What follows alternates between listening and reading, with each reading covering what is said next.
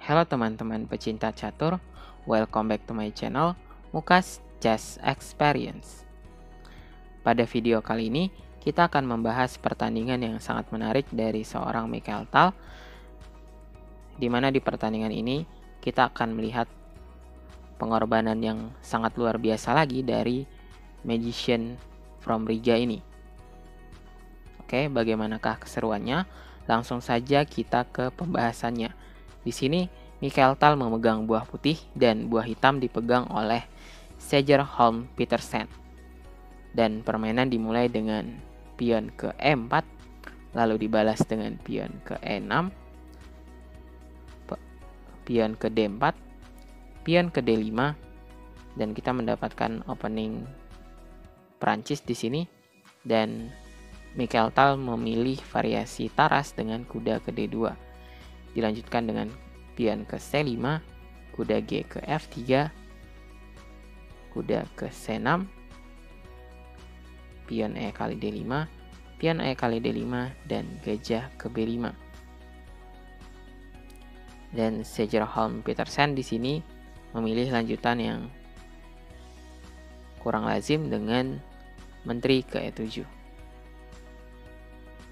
Dilanjutkan putih dengan gajah ke E2, pion C kali D4, rokade pendek, menteri ke D8, kuda ke B3 dengan tujuan untuk mengambil pion yang ada di D4 kembali dengan kuda.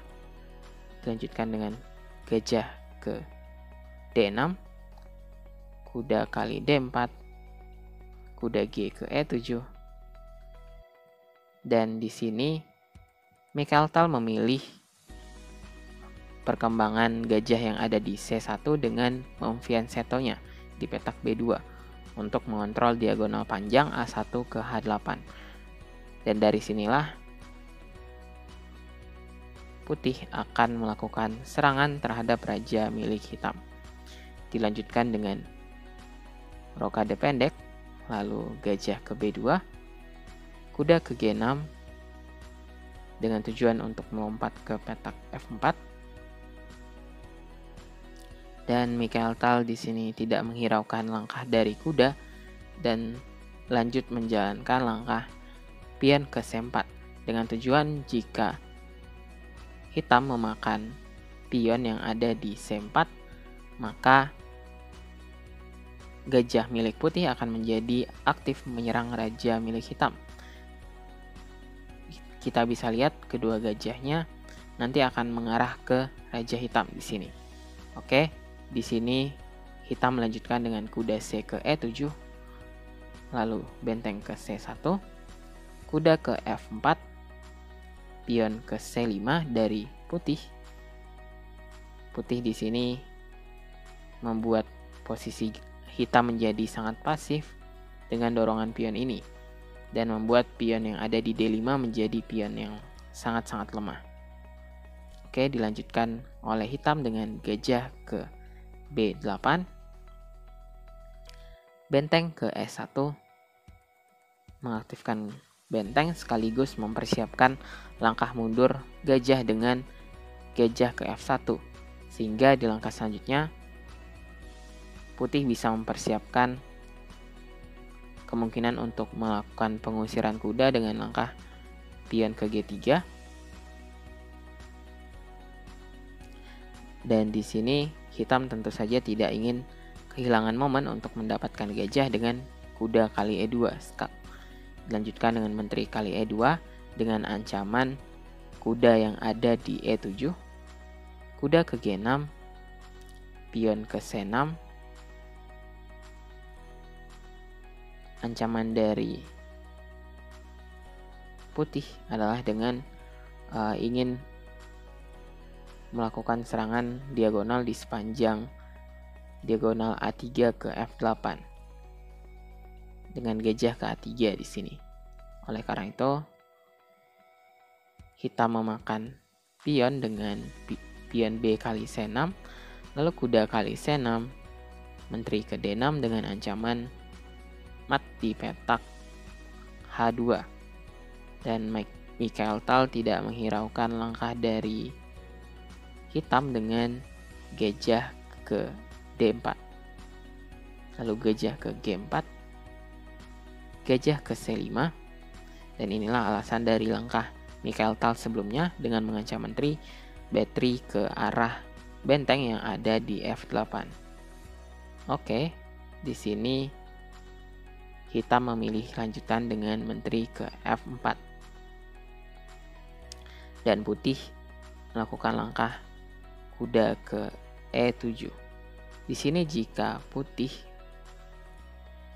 dengan kudanya yang ada di E7 dimakan oleh hitam dengan kuda kali E7, maka setelah menteri kali E7, hitam akan sangat kesulitan untuk menjaga bentengnya, maksud saya di petak F8, yang akan membuat putih unggul perwira nantinya. Sebagai contoh, jika di sini hitam ingin menjaga benteng dengan gajah ke C7, maka ada langkah gajah ke E3. Dan setelah menteri ke D6, maka menteri kali C7. Dan putih akan unggul 1 perwira. Baiklah, kita kembali. Di posisi ini, hitam lebih memilih langkah raja ke H8. Di sini benteng hitam tidak bisa dimakan yang ada di petak F8.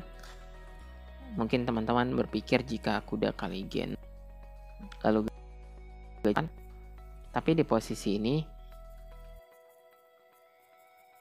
setelah menteri kali F3 dan posisinya akan menjadi sedikit lebih rumit. Walaupun posisi ini masih menang untuk putih, tapi raja putih tidak aman. Oleh karena itu, di permainan Mikhail Tal memilih lanjutan yang lebih sederhana dengan kuda kali D5. Dan setelah menteri ke H6,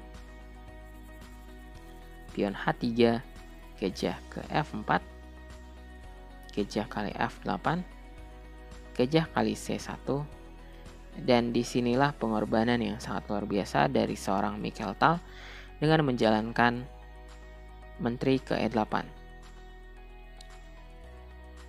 yang wajib dimakan oleh hitam dengan benteng kali E8, dan putih akan melakukan skakmat di sini terhadap raja hitam dalam 4 langkah. Sebagai contoh, jika gajah ke D7, benteng ke D8, menteri ke G5 mengancam benteng, maka ada langkah gajah E7 dan hitam akan skakmat. Oleh karena itu, di posisi ini